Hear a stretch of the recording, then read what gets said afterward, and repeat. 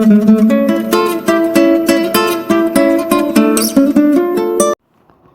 Friends, எல்லாருக்கும் வணக்கம். இன்றைக்கி நம்ம ஆந்திரா ஸ்டைலில் ரசம் எப்படி வைக்கிறதுன்னு பார்க்கலாம் வாங்க. அதுக்கு முன்னாடி நம்ம சேனலை சப்ஸ்கிரைப் பண்ணாதவங்க சப்ஸ்கிரைப் பண்ணிக்கோங்க. கூடவே பக்கத்தில் இருக்க பெல் பட்டனை கிளிக் பண்ணிக்கோங்க. வாங்க வீடியோக்குள்ளே போகலாம். நான் இன்றைக்கி 2 தக்காளி எடுத்திருக்கேன்.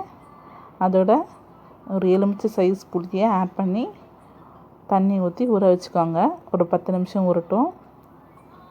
அதுக்கப்புறம் அதை நல்லா ரெண்டுத்தையும் புளியும் தக்காளியும் நல்லா கரைச்சி வடிகட்டி வச்சுக்கோங்க. இந்த மாதிரி வடிகட்டி வச்சுக்கோங்க. அதில் 1 ஸ்பூன் உப்பு, 1 ஸ்பூன் மஞ்சள் தூள், அது கூட கொஞ்சமாக பெருங்காயத்தூள் ஆட் பண்ணிக்கோங்க. அது கூட நம்ம அரைச்சி வச்சுருந்த ரசம் பவுடர் அதையும் இது கூட சேர்த்துக்கலாம். இந்த ரசம் பவுடர் எப்படி செய்கிறதுன்ட்டு அதுக்கான லிங்க்கை நான் கீழே டிஸ்கிரிப்ஷனில் கொடுத்துருக்கேன். பார்க்காதவங்க பார்த்துக்கோங்க. இது கூட கொஞ்சம் கருவேப்பிலை ஆட் பண்ணி எல்லாத்தையும் கலந்து விட்டுடுங்க.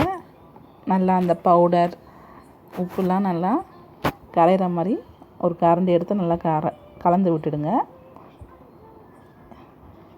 இப்போ இதை தாளிக்கிறதுக்கு எண்ணெய் ஊற்றி கடுகு போட்டுக்கோங்க. அதில் கொஞ்சோண்டு உளுத்தம்பருப்பு போட்டு தாளித்து வச்சுக்கோங்க. இப்போ நம்ம கரைச்சி வச்ச ரசம் ஸ்டவ்வில் வச்சாச்சு.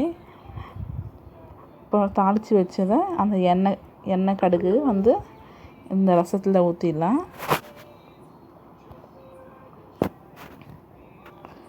ஊற்றிட்டு நல்லா கலரி விட்டுடுங்க கரண்டி எடுத்து. இப்போது 10 நிமிஷம் கழிச்சிங்கன்னா இந்த மாதிரி ரசம் கொதிக்க ஆரம்பிக்கும். இந்த மாதிரி கொதி வர ஸ்டேஜில் கொத்தமல்லி கிள்ளி அதில் போட்டு ஆஃப் பண்ணிவிடுங்க. ரசம் ரொம்ப கொதிக்கக்கூடாது.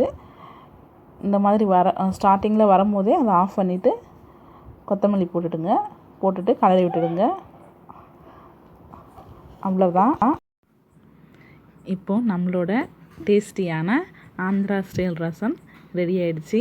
நீங்களும் இதை வீட்டில் ட்ரை பண்ணி பாருங்கள். இந்த வீடியோ உங்களுக்கு பிடிச்சிருந்தா லைக் பண்ணுங்கள், ஷேர் பண்ணுங்கள், கமெண்ட் பண்ணுங்கள். மறக்காமல் நம்ம சேனலை சப்ஸ்கிரைப் பண்ணுங்கள். தேங்க்யூ.